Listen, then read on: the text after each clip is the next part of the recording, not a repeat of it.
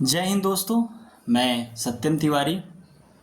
दोस्तों, मेरी नज़र में आज सबसे बड़ा यदि कोई कमज़ोर वर्ग है तो वह अपने तथा अपने परिवार के सपनों को साकार करने हेतु पटना, प्रयागराज, दिल्ली जैसे बड़े बड़े महानगरों के 10 बाई 10 के छोटे से कमरे में रोजगार प्राप्ति हेतु संघर्षरत युवा वर्ग है।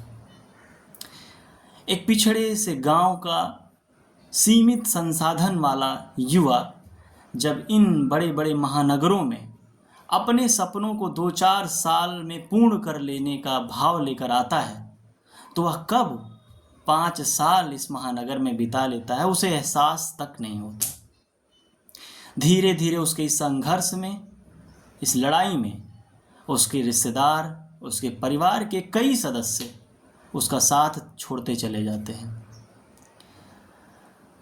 वह अपने गांव में, गांव के बगीचे में अपने दोस्तों के साथ बिताए गए पलों को याद कर जब घबराता है तथा भविष्य में असफलता के डर से परेशान होकर अपने छोटे से कमरे में बिछे हुए बिस्तर पर चद्दर तानकर खूब रोता है,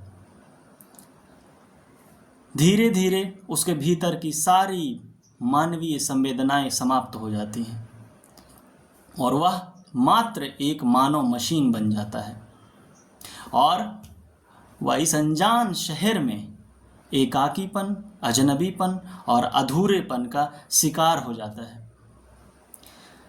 लेकिन जब वह कई बार सफल हो जाते हैं, ऐसे युवा जब कई बार सफल हो जाते हैं तो गांव समाज के लोग भगवान तथा उसकी किस्मत को दुहाई देने लगते हैं। उसकी मेहनत को कोई नहीं याद करता, जबकि उसकी असफलता पर एकमात्र उसे ही दोषी ठहराया जाता है।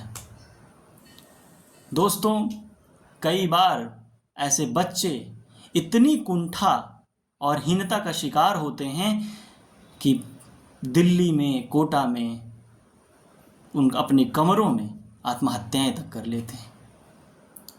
कौन सुनेगा इनकी व्यथा को?